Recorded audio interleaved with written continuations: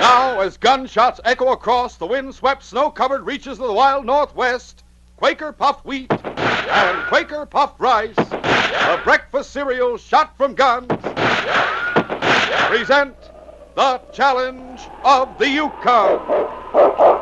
It's Yukon King, swiftest and strongest lead dog of the Northwest, blazing the trail for Sergeant Preston of the Northwest Mounted Police in his relentless pursuit of lawbreakers. On King! On, Husky! Gold discovered in the Yukon.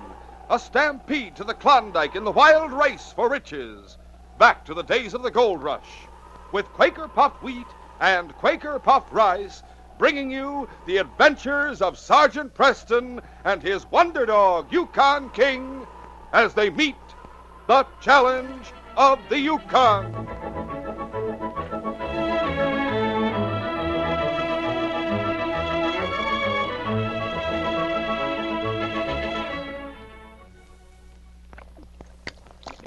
Keep pouring. More. Oh, that's fine. Yep, it's a special treat. Fill a pitcher full of rich, thick, golden yellow cream. Rush to the table and pour its smooth, velvety goodness over a heaping bowl full of crisp, delicious Quaker puffed wheat or Quaker puffed rice. And then top with chilled fruit. Delightful. Enjoy this mouth-watering treat tomorrow morning. Quaker puffed rice or Quaker puffed wheat.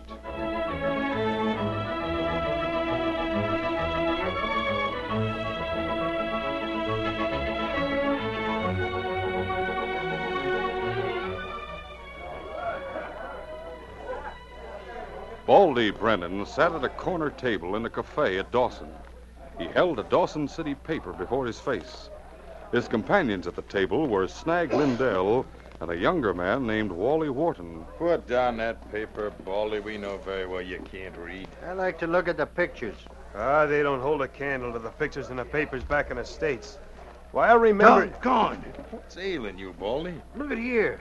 This is a picture of Wally Wharton. Me? Yeah, let me see. What have you been doing to get your picture in the paper, Wally? Why, nothing.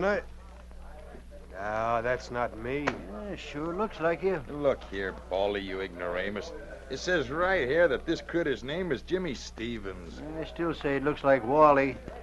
What's it say about him? Coming from San Francisco to take over the mining properties of his uncle Jebediah Stevens at Whitehorse. Jeb Stevens.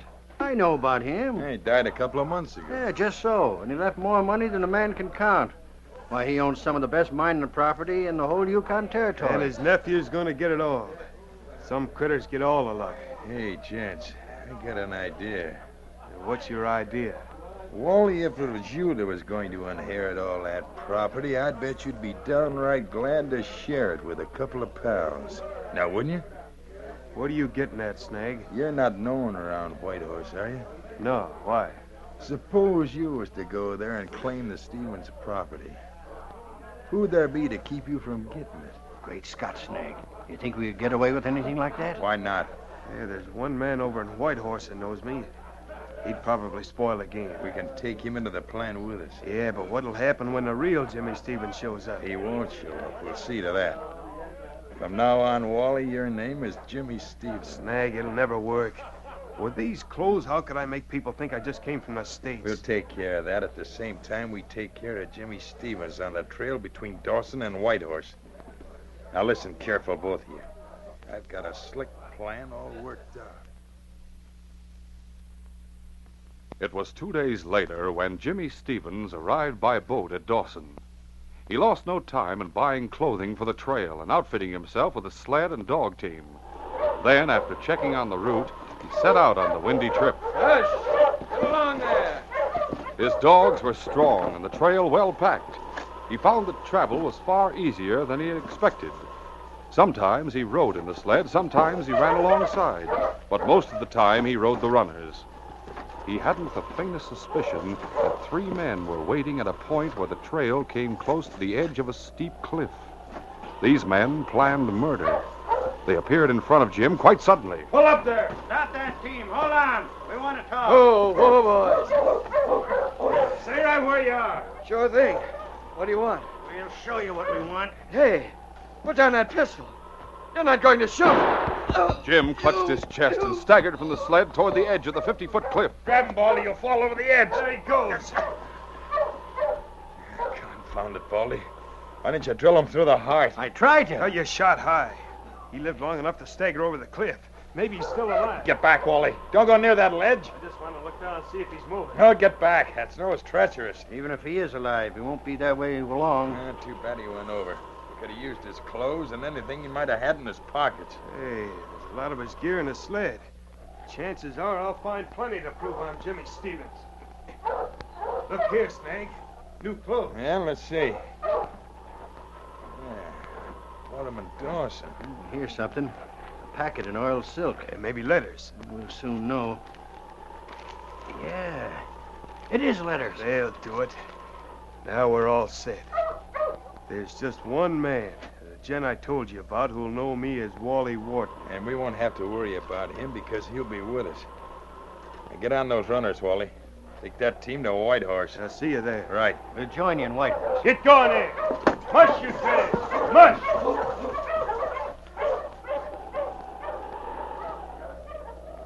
Snow that was deep and soft broke Jimmy Stevens' fall from the cliff. It was half an hour later when Sergeant Preston came that way. The Mountie rode the runners on his sled, while his loose lead, the great dog King, held the dog team to a fast pace along the frozen river. Suddenly, King stopped, and the sergeant halted the team. King, what's the matter, fella? King glanced at his master, then made for the deep snow between the edge of the frozen river and a 50-foot cliff. All right, King, I'll take a look. But it better be good, boy. Think you found something, eh? Well, we'll soon find out about that.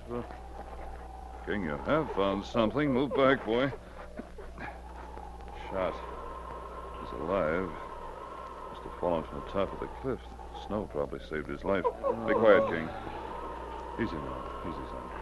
Don't shoot me again. No one's going to shoot you. Oh. Hurts, eh?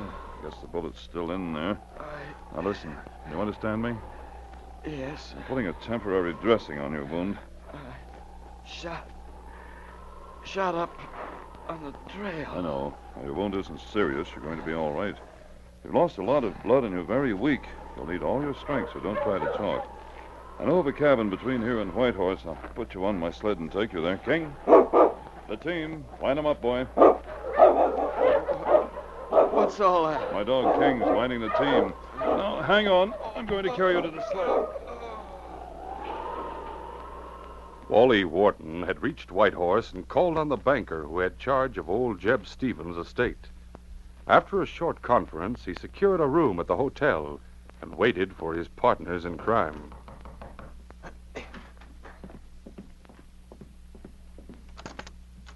Howdy. We're looking for Jimmy Stevens. Yeah, we're pals of his uncle. I'm Snag Lindell, and this is Baldy Brennan. Come on in. You two needn't bother putting on an act. There's no one around. We didn't know, but you might have company in your room. How's everything go, Wally? You better call me Jimmy. All right, then. Jimmy. Everything is smooth as silk. You saw the banker? You know I did, Snag. You were watching from across the street when I went into the bank. What do you have to say? Nothing much. Looked over the letters I found in the sled, shook hands, and gave me an official welcome to Whitehorse. Wants me to settle down here. And what about the cash? Well, I didn't get any. What? Now, take it easy, Baldy. I'll get it. I told the banker I wanted to sell out all Uncle Jeb's mining property and get the cash as soon as possible. Good. The sooner the better. You said you knew one man in Whitehorse would be likely to give you away. I was speaking to Dr. Drake. He knows you, huh? We needn't worry about him. I've already talked to him. When was that? Before you two drifted into town. You'll play our game? Sure. I told him to drop in here and meet you two when he had time. Hey, who's that? Relax, Baldy. You're too nervous. Oh, hello, Doc. Wally, Jimmy. Step in and meet a couple pals. Well, I can't stay, Wally. I just dropped by. Come on in for just a minute.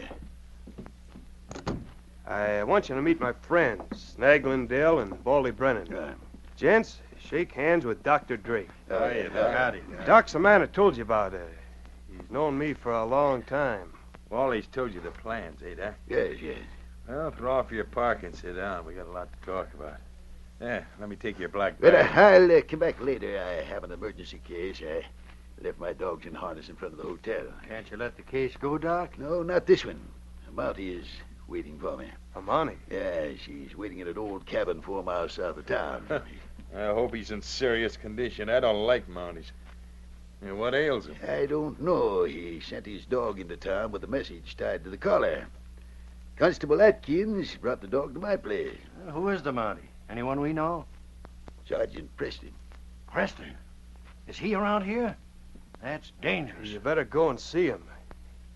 Doc, Yeah? maybe you can give him the wrong medicine. Sort of accidental. Now, young man, I'll have you know... Steady, Doc. Don't get your dander up. I know a few things about your record. That's why I was sure you could forget Wally Wharton and think of me as Jimmy Stevens. Yeah, that's telling him, Jimmy. I'll go and visit the patient. I'll be back here in a couple of hours or so. Well, you thought I was to be your patient, eh, Dr. Drake? And I had no way of knowing, Sergeant. I have the bullet. I'll take it.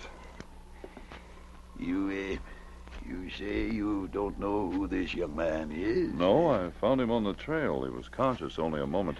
No identification in his pockets? None whatever. Why didn't you bring him all the way to Whitehorse? Well, I wanted you to see him as soon as possible, Doctor. Saved nearly an hour by sending King on ahead with a message asking you to come to this cabin. Oh, what's that? No, this?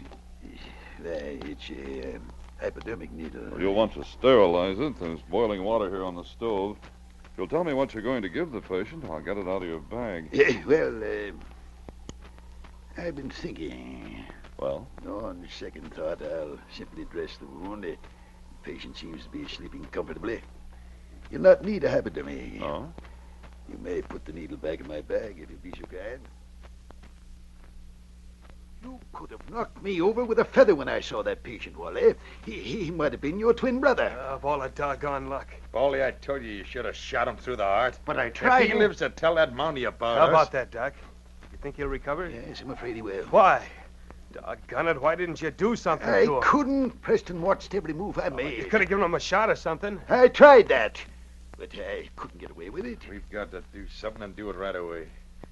Where is this cabin? Take the south trail out of Whitehorse. It's the first one you'll come to after you leave the edge of town. All right. Baldy, you come with me. Where? Where do you suppose? We got to put another bullet into Jimmy Stevens. And this time we'll have to do the same for Sergeant Preston. We'll continue our adventure in just a moment.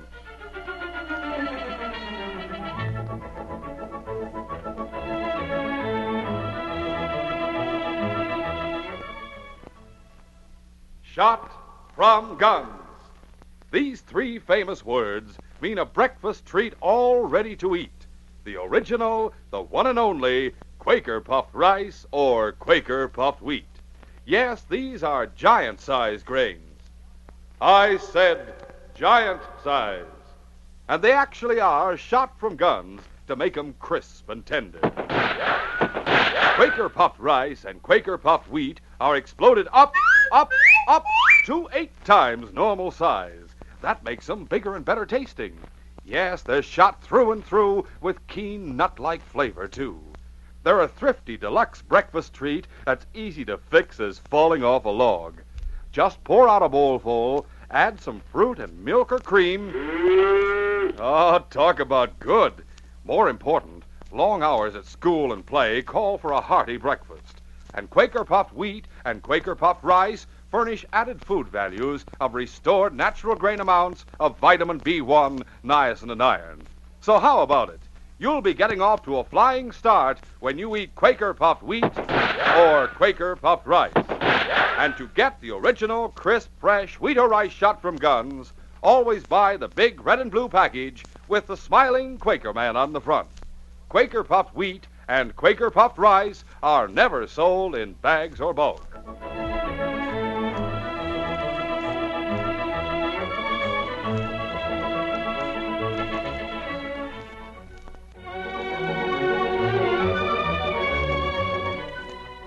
Now to continue. In the cabin late that night, Sergeant Preston rolled up in his blanket with the great dog King crouched by his side. Nearby, Jimmy Stevens slept quietly. He had not recovered consciousness, but his breathing was slow and regular, and Sergeant Preston was confident that he was on the road to recovery from his wound. Outside, a howling wind covered the faint sounds of two men who approached the cabin. There's their place, Baldy. I see dogs curled up in the snow in front. Sergeant Preston's team. Now listen careful and don't make any mistakes. Yeah? We can move up close to the side of the cabin and look through the air vent. There's moonlight enough to show us where Preston and Stevens are sleeping. When we spot them, we'll shoot through the opening. I'll take one and you take the other. This time, see that you don't miss a vital spot.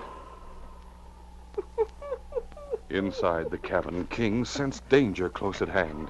He couldn't define the danger, but he knew that something moved stealthily outside, and he wanted to tell his master. Sergeant Preston wakened. Trying to tell me something, King? Want me to go outside? Is that it? All right, boy. Just let me get my boots on. Meanwhile, Snag and Baldy were within 100 feet of the cabin. We're getting close, Baldy. Yeah, it seems to me that... Hey, look. The door's swinging open. Yeah, it's a dog. He's coming from the cabin. And the Mounties with him. Let him have it. I missed. I'm getting out of here. Hey, wait for me, Baldy. Wait for me. I'm getting out. We gotta stop that dog. You get him? No, I missed.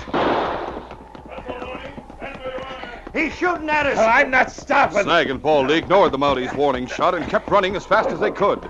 King, racing through the snow in bounding leaps, quickly cut down the distance. With one last jump, he struck Baldy in the back and knocked the would-be killer sprawling. A well-aimed bullet from Sergeant Preston's gun struck Snag in the leg and brought him down. Get away from me! Get away from me! Call out this dog! Take him away! My leg. Get back, you cur! It's lost. That dog. You should have stopped when I told you to. Oh, my leg. I'll dress the wound when I get you into the cabin. Keep an eye on them, King, while I take the guns. Now listen, mister. We didn't mean no harm. You fired on me when I came out of the cabin. Something you'll have to explain. I'll help your friend. If he can't walk, you'll have to carry him. When Sergeant Preston had his prisoners in the cabin, he discovered that his bullet had merely brushed the fleshy part of Snag's leg. When both men were tied, the Mountie questioned them but got no information. Meanwhile, in Whitehorse, Wally and the doctor waited all night in the doctor's home. At daybreak, the doctor said, Well, the Mountie might have been sharper than Snag and Baldy anticipated. You think they're prisoners? It wouldn't surprise me. Yeah, but if they squeal... I don't think they'll squeal. If they've been captured, they know we're their only hope of rescue. Yeah, but what can we do? I have an idea. Come into my laboratory. All right. Step right in. This is where I compound my prescriptions. You see, a doctor accumulates a strange assortment of items in a community like this. I've been paid in canned goods, furs, firearms, cartridges, and one man paid me with a can of blasting powder. Here it is. Hey, what are you going to do with that? Open my bag, Wally, and dump out the contents. That's it. The blasting powder will fit in very nicely. Now, hand me that clock. With materials at hand, the doctor fixed a firing mechanism to ignite the blasting powder at a certain time. Then he fitted it inside his black bag. You see how it works, Wally? Hey, that's a smart idea, Doc. What are you going to do with it? When I call on the real Jimmy Stevens, I'll leave the bag in an obscure place in the cabin. After I've left, there'll be an explosion. What if Snag and Baldy are prisoners there? They'll be killed with Sergeant Preston and Stevens. And then, Wally, we'll split the inheritance in 2 ways instead of 4. In the cabin, Sergeant Preston prepared breakfast for his prisoners. When the food's ready, I'll untie you so you can eat. Yeah, thanks. Either of you changed your mind about answering my questions? We're not talking. Suit yourselves. Huh? Looks like the wounded man's regaining consciousness. Now perhaps I'll learn something about you two. I have an idea you're connected in some way with the attempt on his life. Where am I? How do you feel? Weak as a kitten. Where am I? In a cabin not far from Whitehorse. You were shot by someone on the trail. Do you remember that? Yes. Yes, I remember. That man. Now, listen. He's the one who shot me. He did it. That's not so. It is. I saw you. There were 2 others with you. Wait a minute. Can you tell me your name? I'm Jim Stevens. I came up from the States. Now I remember. Your picture was in the paper. Those 2. They met me on the trail. Another man was with him. They fired for no reason at all. Just a minute, Jack. What's the matter, King? We have company? Quiet, boy. The doctor's here, Stevens. Morning, Doc. Hi there, Sergeant Preston. How's our patient this morning? Much better. That's good. Who are these 2 men? I captured them last night when they fired at me. Jim Stevens claims they're the ones who tried to kill him. Jim Stevens? Your patient. But he can't be Jim Stevens. Stevens is in Whitehorse to claim his inheritance. I am Jim Stevens.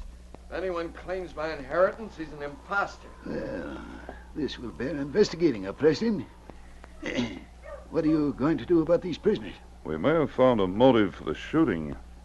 When you get back to town, ask the constable to come here and pick up the prisoners, please. I'll be glad to. Now, I'll examine the wound. Will you heat some water for bathing it? Meanwhile, surely. I'll get out of this parka. Nice and warm here. As the doctor removed his heavy parka and tossed it on a chair, he secretly placed his black bag behind a nearby cupboard where it could not be seen. While he examined Jimmy's wound, he winked reassuredly at Baldy and Snag and put his finger to his lips as a warning gesture. Then he turned to Sergeant Preston, who stood near the stove. Well, I'll not need water, Preston. The wound is healed over. Now we can leave the bandage off. The air will speed the healing. A few days' rest, and the boy will be as good as new. Fine. Breakfast is ready. Won't you stay? No, thank you. I must get on. Lots of other calls to make. Get into my pocket. Doc knew that the carefully muffled clock inside his bag was nearing the hour when it would fire the blast. He wanted to get away from the cabin as quickly as possible. His hands trembled nervously as he fastened his parka. King caught a scent of fear that he couldn't understand, and Sergeant Preston couldn't understand the doctor's eagerness to get away. Now I must go. Steady, King. Good day, Preston. Good day, young man. Goodbye, Doctor. Oh, don't forget to ask the constable to come here, would you? Yes, I'll ask you. Goodbye. Bye. What's the matter with you, King? What's behind that cupboard? Just a minute, boy. I'll help you. Oh, Doc's bag. Must have slid off the chair. In such a hurry, he forgot it. Here, King, you can catch him. Take it to him, boy. Take it in your teeth, fella. That's it. There's Doc on the trail. Get him, King. Oh, Doc, wait a minute. Doc turned and looked toward Sergeant Preston. Then he saw King racing toward him, carrying the black bag and its deadly contents. Good Lord. He's bringing that bag to me. He picked up his whip and cracked it over the heads of his dogs. Get up there! Get along! The strong dogs of the doctor's team threw all their weight against the tow line, and the fast sled fairly leaped toward the doctor, running on the runners, cracking his whip and shouting in frenzied fear. Must get along there! The King was faster than the dog team. He quickly closed the distance and ran alongside the sled with the black bag's handle in his mouth. Get away from me! Get away, you cur! Get back! King couldn't understand the doctor's rage and fear. He was trying to do the man a favor. Get back! Get away! Do you hear me? Go home or I'll let you have this whip. Doc brought the whip around and lashed out at King. King dodged to the side but kept running, holding his position. No, get away! Get away! Get back! Doc knew time was running out. Any second his bomb was likely to explode. His cries and shouts, his whip accomplished nothing. Get away, I tell you! His fear had reached a point of panic. Nothing he could do would turn King back. Finally, in desperation, he stepped off the runners of the sled, took the bag from King, Here, give me that. and threw it with all his strength. It exploded in midair. You fool dog. You were to blame. Why did you bring that to me? Now everything is spoiled. My plan is ruined. I'll kill you for this. When Doc reached for his gun, it was something King understood. He charged in, gripping the gun hand in his strong jaws and sending Drake stumbling backward in the snow. Let me go. Let me go. Get away from me. All right, King. I'll take charge of him now. Call off his dog. Call off his dog. He was Preston. He attacked me. Down, boy. You can get up, Doc. We'll go back to the cabin. What for? I saw you trying to get away from King when he wanted to return your bag. I saw you throw it away, and I saw it explode. We'll go back to the cabin where you can explain why you left a bomb behind the cupboard. A bomb that might have killed 4 men. Inside the cabin, when Snag and Baldy heard about the bomb, they turned on Doc in anger. You try to kill us. You double-crossing polecat. Figured you'd get rid of us and split 2 ways with Wally. That was it. Wait. Listen, boys. Let Sergeant Preston listen. Preston, I've heard of men getting off light because they turned state's evidence. What do you want to tell me? If anyone's to do the talking, I will. Preston, it was Baldy who shot Jimmy Stevens. It was your idea, Snag. You're the one who saw how Wally looked like Jimmy Stevens and said to waylay Stevens so Wally could get the inheritance. But you're the one who did the shooting. Quiet, both of you. I think I have all the facts I need. Golly, Sergeant Preston. Now it's all clear. They waylaid me and had someone take my place. That's right. Come over here, King. What are you writing? Last time I sent King to town, he carried a message for the doctor. This time, I'll send him for the constable.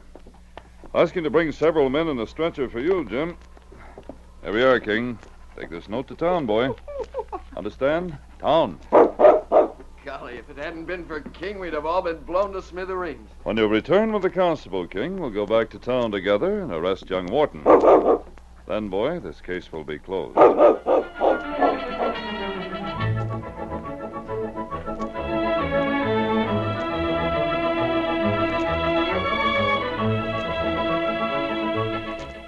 In just a moment, Sergeant Preston will give you a preview of Monday's adventure. Excuse me a second, fellas and girls, while I write myself a little note here.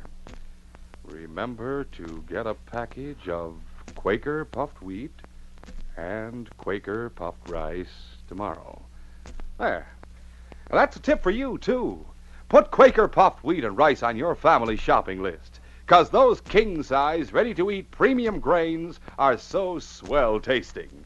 Pour out a heaping bowlful, top with rich milk or cream and sweet chilled fruit.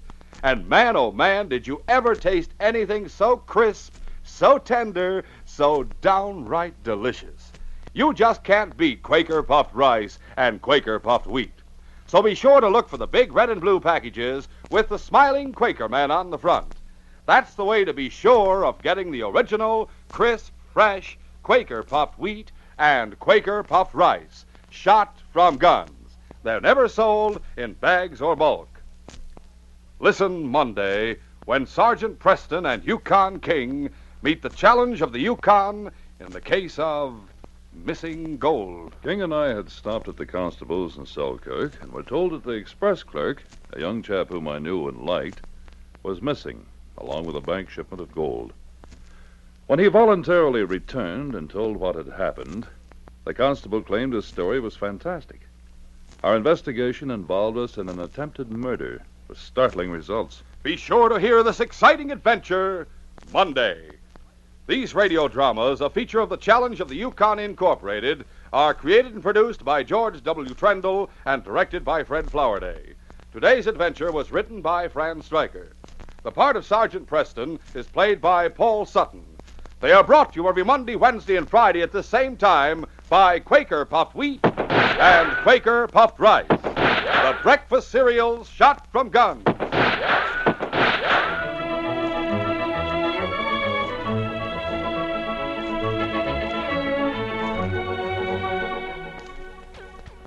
For a delicious hot breakfast, eat Quaker Oats. The giant of the cereals is Quaker Oats. Delicious, nutritious, makes you feel ambitious. The giant of the cereals is Quaker Oats. Say, boys and girls, do you want to be a star someday in sports and activities? Then start on good Quaker Oats breakfast tomorrow. 'Cause nourishing oatmeal gives you more growth and endurance than any other whole grain cereal. Remember, Quaker and Mother's Oats are the same.